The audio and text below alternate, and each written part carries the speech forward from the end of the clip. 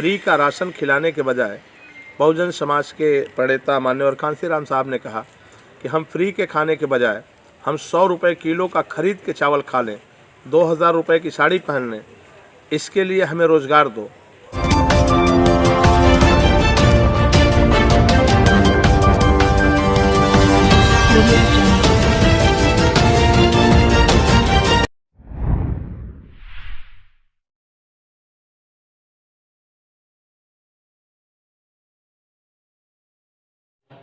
नमस्कार, मैं हूं ज्ञानेंद्र मिश्रा और आप देख रहे हैं शेर आजमी न्यूज। सबसे तेज और सबसे सटीक खबर देखने के लिए बने रहिए शेर आजमी न्यूज के साथ। अब खबर विस्तार से। बसपा सुप्रीमो बहन जी के किए गए कामों का शिलान्यास कर रही बीजेपी। रमेश यादव जी, आपको बता दें कि आजमगढ़ बिलरियागंज ब्लॉक प्रमुख रमेश यादव ने भारतीय जनता पार्टी पर जमकर निशाना साधते हुए कहा कि बीजेपी सरकार चुनाव आते ही बसपा सुप्रीमो बहन सुश्री कुमारी मायावती जी के किए गए कार्यों का शिलान्यास कर नाम गिनाने का लगी है।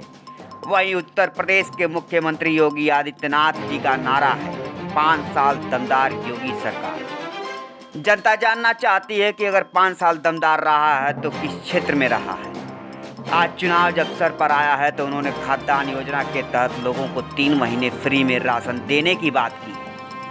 उन्होंने कहा कि मान्यवर कांसीराम जी का कहना था कि हमारे देश का विकास इस तरीके से मजबूत हो कि हमें फ्री के खाने की नौबत ना आए और हमारे देश का हर नागरिक रोजगार, शिक्षा, स्वास्थ्य से संबंधित व्यवस्थाओं से मजबूत हो। शेर आजमी के संवाददाता से हुई बातचीत में बिलरियागंज ब्लॉक प्रमुख रमेश यादव ने क्या कहा, आइए आपको दिखाते हैं रिपोर्ट। बहुजन समाज पार्टी की एक महत्वाकांक्षी योजना थी एक्सप्रेसवे, जिसको आपने देखा होगा कि दिल्ली आगरा एक्सप्रेसवे के रूप में बहन जी के कार्यकाल में उसको मूर्त रूप दिया गया।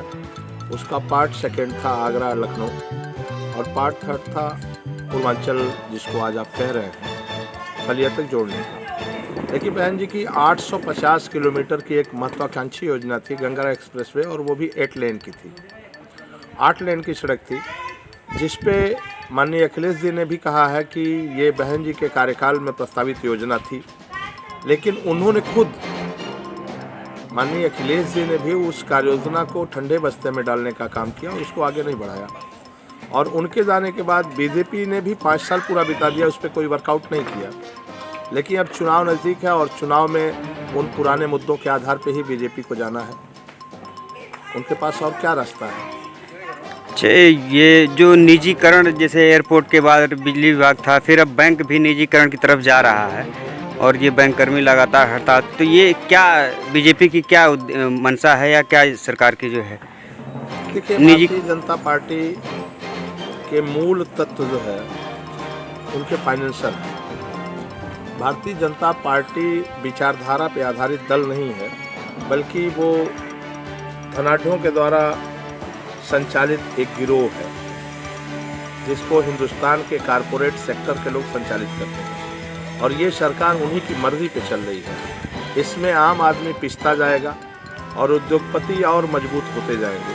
जो चंद घराने, छोटे उद्योगपति मिट जाएंगे, लेकिन जो बड़े चंद घराने हैं यहाँ पे, वो मजबूत और मजबूत होते चले जाएंगे।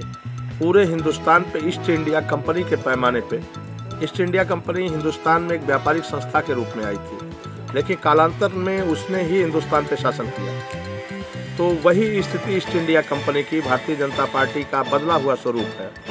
और सारी संस्थाएं, जैसे आपने कहा, बैंक प्राइवेट सेक्टर में चले जाएंगे। सारे चीज़ों को ये प्राइवेट सेक्टर में डाल करके आरक्षण को समाप्त कर देना चाहते हैं। आरक्षण से निपटने का इनसे बेहतर तरीका नहीं है कि जब प्राइवेट सेक्टर हो जाएगा तो वहाँ रिजर्वेशन जैसी कोई बात नहीं रह जाएगी। वहाँ तो नियोक्ता की मर्जी पर है कि वो आपको काम पे रखे या ना रखे। और आरक्षण समाप्त करने का एक सुनियोजित तरीका है, जिस पे ये कमज़ोर तबके के लोग नहीं समझ पा रहे हैं। यहाँ पे आरक्षण के नाम पे इन्होंने उच्च तबके को आरक्षित किया है 10%, लेकिन क्या किसी गरीब को, चाहे उच्च वर्ण में ही पैदा हो, उसको आरक्षण का लाभ मिल रहा है?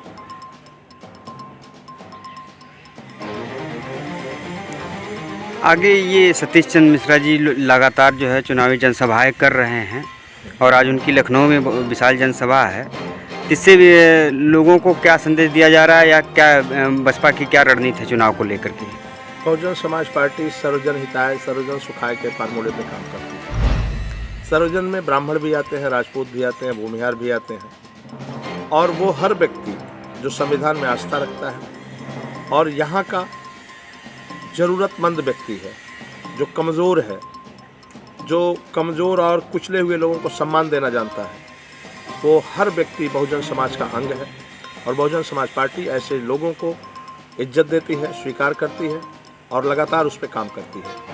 अभी हाल ही में मुख्यमंत्री की जनसभा में जो है 69,000 शिक्षक की भर्ती को लेकर के शिक्षक जो है बैनर नारेबाजी कर रहे थे, जिस पे प्रशासन द्वारा उनके ऊपर कड़ाई से भी पेश किया गया।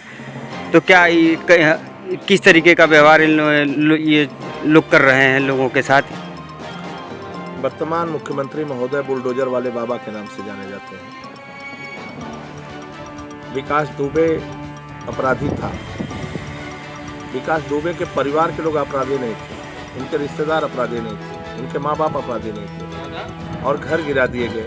बुलडोजर लगते हुए कभी कानून अपने हाथ में लेने वाला, कानून को संचालित करने वाला व्यक्ति आपने देखा अगर हिंदुस्तान में, तो आप मुझे बताइए कि क्या कोई मुख्यमंत्री इस तरह का कृत्य करता होगा? तो जब जहाँ सिर्फ तानाशाह जैसी व्यवस्था है तो उनसे नियम, कानून, संविधान और कानून की बात कैसे कर सकते हैं? उनको ये है कि हम सत्ता में हैं और सत्ता मुफ्त राशन दे करके लोगों को बरगला करके पुनः प्राप्त कर लेंगे, लोगों को लोगों से लड़ाएंगे, लोगों को मुफ्त की खाने की आदत डाल देंगे और ये डालने के बाद पुनः हम सरकार में आ जाएंगे। अच्छा, हाल ही में अभी जो है अपनी घोषणा में मुख्यमंत्री जी ने कहा है कि खाद्यान्न विभाग की तरफ से 3 महीने फ्री में राशन दिए जाएंगे लोगों को। तो ये 3 महीने ही क्यों दिए जा रहे हैं, क्या उद्देश्य है इनका? 3 महीने चुनाव के बाकी हैं। ये उद्देश्य तो आप भी समझ सकते हो, आम आदमी भी समझता है कि होली तक चुनाव संपन्न करा लिए जाएंगे और होली के बाद इनको फिर उनके हाल पे छोड़ दिया जाएगा कि 5 साल इंतजार करो। फ्री का राशन खिलाने के बजाय बहुजन समाज के प्रणेता माननीय कांशीराम साहब ने कहा कि हम फ्री के खाने के बजाय हम 100 रुपये किलो का खरीद के चावल खा लें, 2000 रुपये की साड़ी पहन लें, इसके लिए हमें रोज़गार दो। हम काम करने वाले लोग हैं, हम काम करके खाएंगे, हमारा स्वाभिमान हमारे साथ होगा। फ्री का राशन और फ्री का वस्त्र हमें नहीं चाहिए। लेकिन भारतीय जनता पार्टी कांग्रेस के पुराने पैमाने पे काम कर रही है कि फ्री का खिलाओ, लोगों को गुलाम बना के रखो। जी, आने वाले 2022 विधानसभा चुनाव में अगर बहन जी को मौका मिलता है मुख्यमंत्री बनने उत्तर प्रदेश की, तो क्या उत्तर प्रदेश के हालात में क्या बदलाव आएंगे? उत्तर प्रदेश के हालात में सबसे बड़ा परिवर्तन कानून और व्यवस्था का होगा, आम आदमी तक न्याय पहुंचने की व्यवस्था का होगा और विकास अंतिम पायदान तक पहुंचेगा।